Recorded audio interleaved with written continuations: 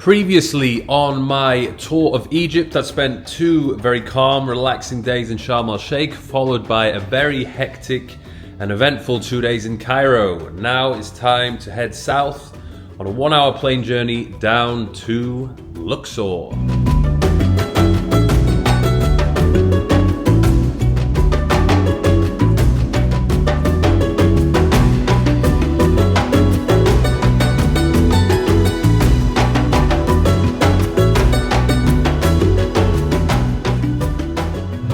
Have made it to the Hilton Hotel. As always, it's very secure with security. It's probably gonna check the boot for some explosives. No bombs today, thankfully, but there are 2 very large guns aboard this car. Oh, look, we've just checked in to the room, which I specifically requested to have a view of the Nile, and boy oh boy do we have a pretty fantastic view of the Nile, and undoubtedly what is going to be a beautiful sunset later on this evening, because the sun is right over there. This is certainly a hell of a lot more peaceful than Cairo. Is very much needed.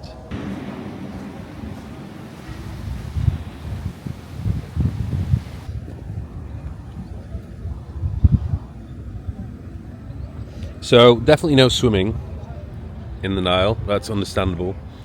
I was told that it is quite dirty, although I would imagine it's a lot more dirtier in Cairo, further downstream, although probably every river that goes through any major city is pretty filthy because humans are pretty gross, dumping all their garbage and sewage into the river. How nice. But apart from that, the views, what on earth is going on here? After leaving Cairo and just staring at this, my mind is at peace. I could definitely see myself staying here a little bit longer if the time permitted me to do so. But no, we only have 2 nights, so we need to make the most of it. So guys, first stop is the Luxor Temple, and I think, to be honest with you, we've come at the best time. It is sunset.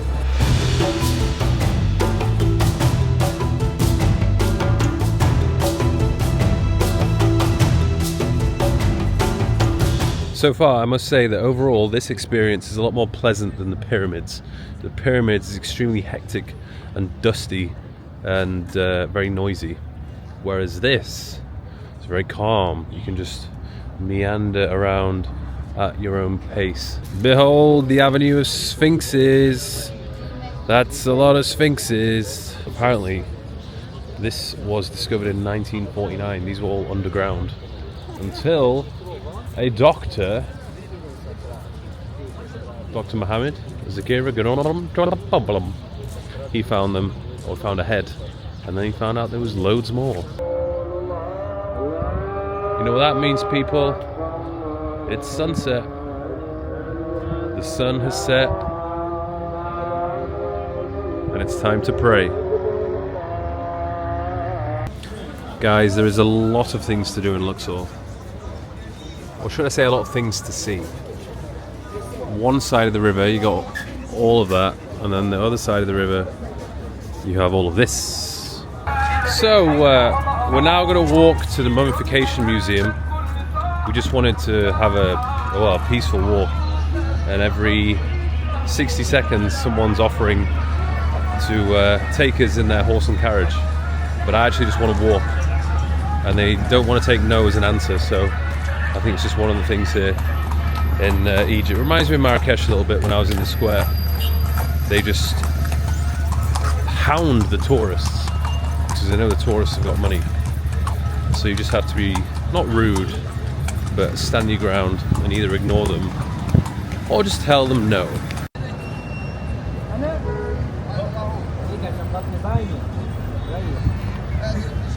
Lamborghini, Egyptian Ferrari, hi, good evening. No, thank you. Welcome.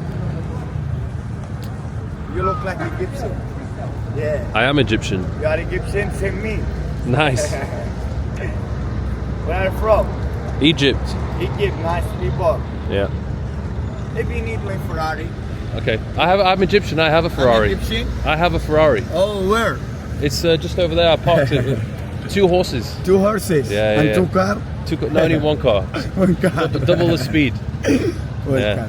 If you need my Ferrari, Yeah. and I take you a lovely ride, Shiro to That's the Ferrari over there? Yeah. Shiro to That's a nice Ferrari. Yeah, Shiro to big market, Shiro Luxor city town. Come back here, you know how much? $50. No. £50. £50. Not That's $50. good price. Yes, I Good want to price. buy food for a horse. Not Okay. help me, help for a horse. Yeah. I take you a lovely ride. Okay. We're going to go to the Mummification I Museum take now. you. It's I like take- literally 2 minutes I away. take you £20. No, that's okay. 20 pound? It's literally 20 it's pound? 2 minutes away. Your help, my Ferrari, £20. Your Ferrari looks very healthy. Yeah, your help. I will. I'll come £20 together. when I come out. I'll come find you. I take you. It's literally 2 minutes. Listen to me. I take you. I wait for you. I wait for you. After to mummification, I No. take you a lovely ride to big market. Come back here. 50 gips inbound. I wait for you 1 hour, 2 hour, no problem for time. That's okay. 50 baht. No. €1. So, no, I'm okay. Bali ka I'm okay. I don't want any. Bali ka €1? I'm good. Thank you. €1.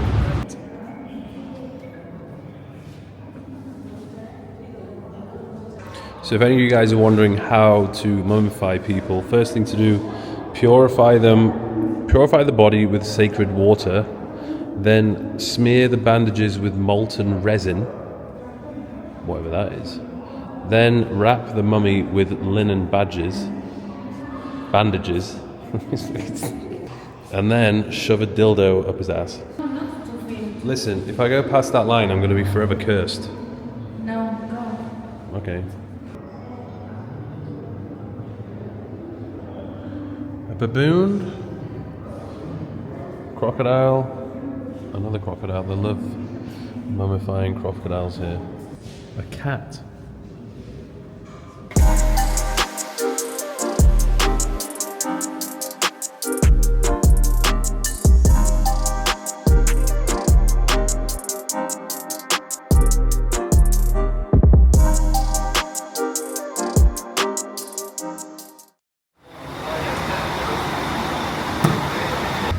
What was your name again? Where are you from? Hisham. Hisham. You're from Egypt? From Luxor. Luxor. Oh! We have the best person possible to be showing us around Luxor. So we're going to have a grand tour today. It's nice and early. This is Mustafa, Mustafa. your driver for today. Nice to meet you, Mustafa. Nice to meet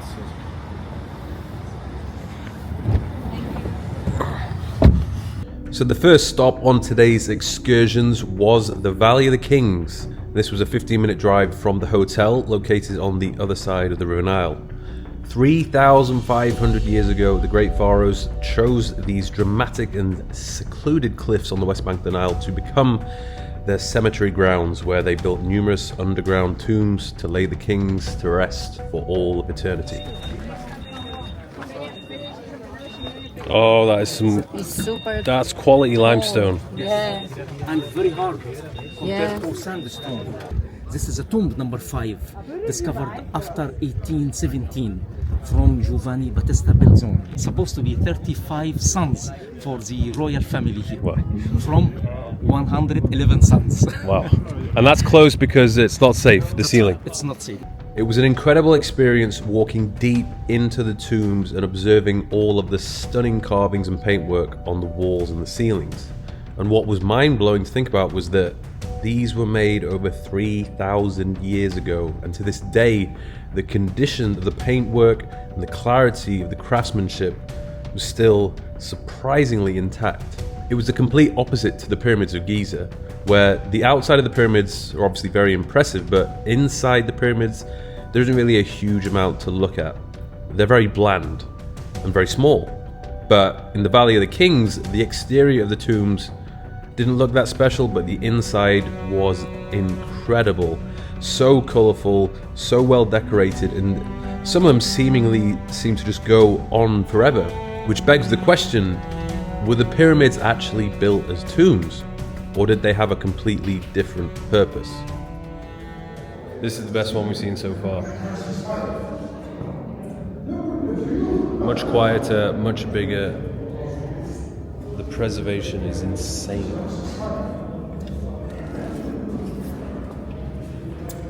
What the hell? Very decent coffin.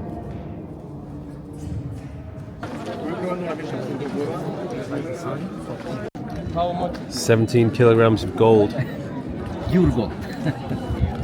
And this is Hussein Abdullah, one from the local people here.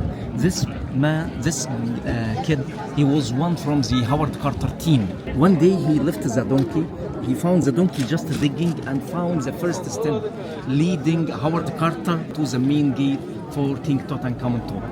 So even though Tutankhamun had a relatively short reign and died unexpectedly at the age of 18, he actually ended up becoming one of the most famous out of all of the pharaohs. It was one of the only tombs in the valley that had been completely untouched, with everything inside still intact from the moment that it had been sealed off, including the mummy of Tutankhamun and his treasure, which included the golden face mask and another 5,000 priceless artifacts.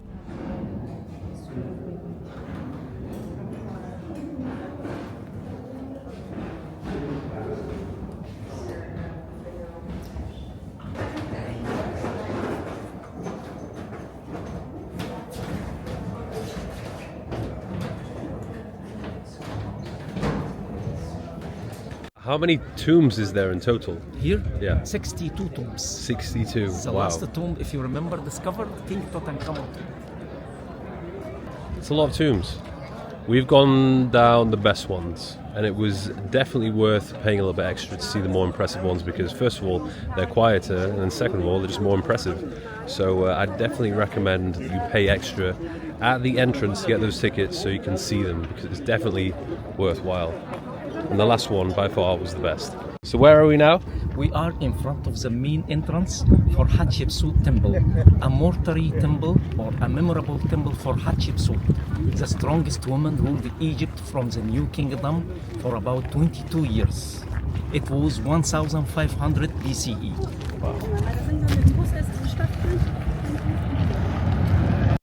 Information overload. A tour guide is very good, but it's difficult to remember everything. By the way, this was actually quite significantly damaged during a period of heavy earthquakes, but it was restored, and they knew how to restore it because they found basically the blueprint to the temple in one of the tombs that the priest was buried in. So they knew exactly how to rebuild it, how it was originally put together.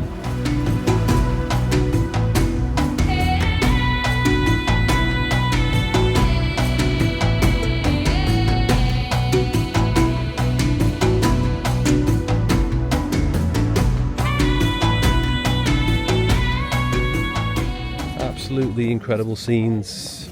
You could honestly spend hours just walking around there.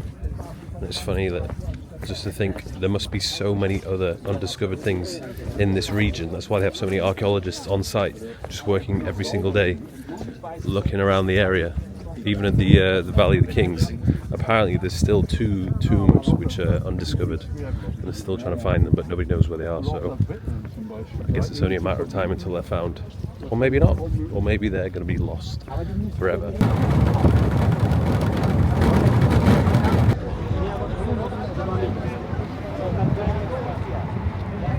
Supposed to be the biggest mortuary temple on the west side, but unfortunately, after the Nile flood reached all this area, destroyed all of them except 2 big statues. If you concentrate on the right leg, this is referred to Titi. This is a grandmother for King Tutankhamun and the wife for Amenhotep III. Every statue referred to one block from limestone. There is 2 blocks, one block for a base and the second block is supposed to be for the statue.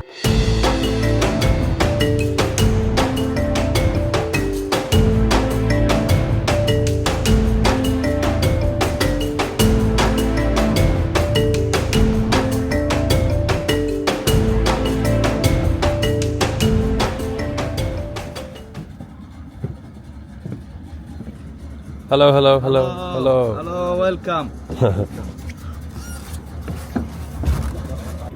So guys, after a very productive and dare I say exhausting day, exploring Luxor and taking in all the culture, it's time to kick back and relax on a felucca boat. We're going to be going up and down the Nile, watching the sunset and enjoying the peace and the quiet. We've got our crew. What's your name? Youssef.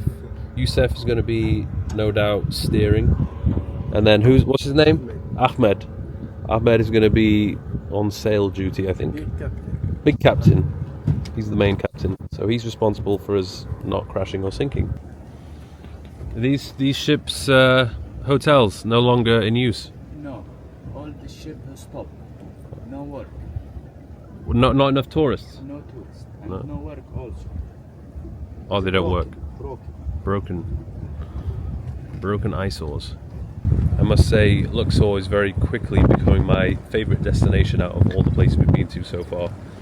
I think it's just a combination of the peace, but the rich culture and history, the weather, the clear sky, and the greenery as well. Because Cairo, for sure, was a very big, dusty concrete jungle. Too chaotic, in my opinion. Sharm el-Sheikh was stunning. Obviously, the amount of life in the Red Sea was insane. So very good for those people who just want to chill and actually go snorkeling or scuba diving. Luxor has a little bit of everything. Although I probably wouldn't go in the Nile, as I said before. Can you imagine? I nearly didn't come to this place. I nearly thought, oh, we can just skip Luxor.